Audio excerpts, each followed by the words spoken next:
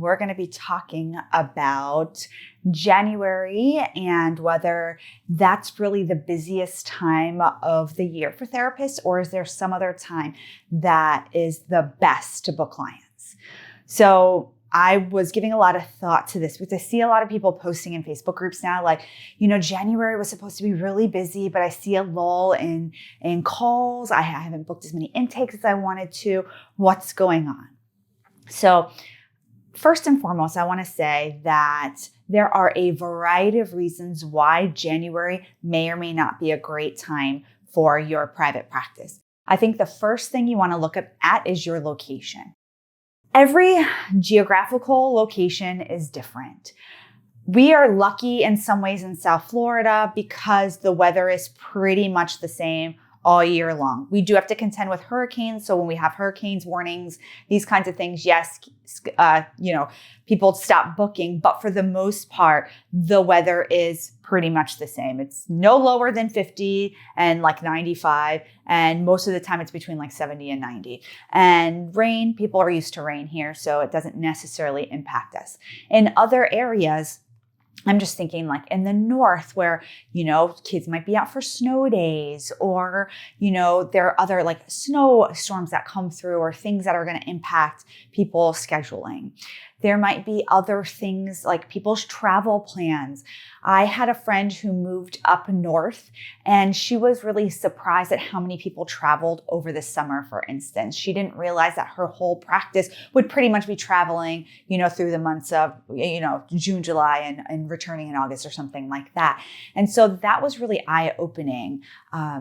I know for us, we have a location in Wellington, Florida. It's a really big equestrian community. So a lot of people start coming in, they come in for season, in October, and they stay through Memorial Day. Some people leave a little early, but it's right around that time. We're flush with referrals during that time.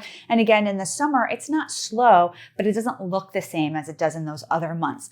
So it's really important for you to get to know your geographical location and what's going on there. And what are the things that impact it? Does school impact it? Does weather impact it? Does travel, do finances impact it? There might be reasons why people, like maybe you live in an area that the biggest employer has high deductibles and people are waiting, for a couple of months to use their, health insurance for something like they really need to pay for. And then they'll, utilize their mental health towards the end of the year.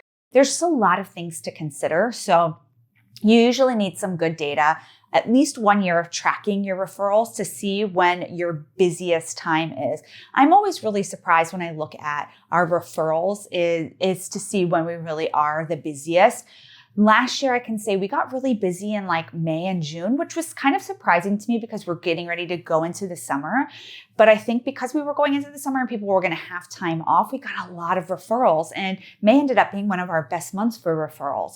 When normally I would tell people it's January and August was a good month, but it wasn't our best month like we had in the past. I think again, this year, the stressors of going back to school, what that looked like for people, maybe where their priorities were, that mental health wasn't necessarily, the top in August, but once school started and kids were in school a couple of weeks and then those stressors return in a different way, we were flush with a lot of referrals. So it's really important to know your geographical location.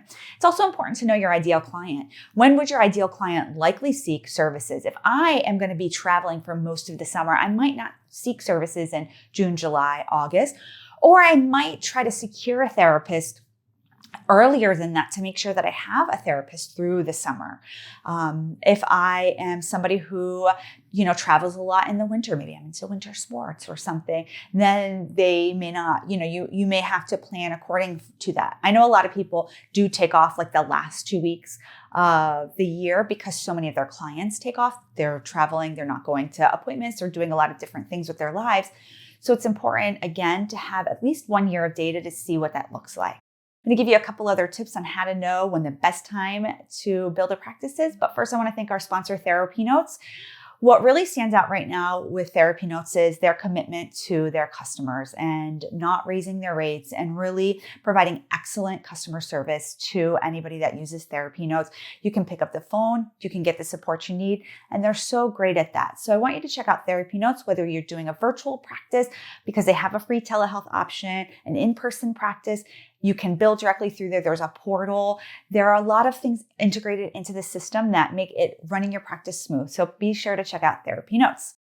So once you get a feel for the location that you're in and when the flow of referrals actually come in, then you can tweak your marketing. Maybe the months where you're flush with referrals, you don't do an AdWords campaign. The months that you need more referrals, you up your AdWords budget. So that's how you can learn to play with some of this so that you can build the practice of your dreams. I'm here most days answering your questions. I'll see you soon, everybody. Bye.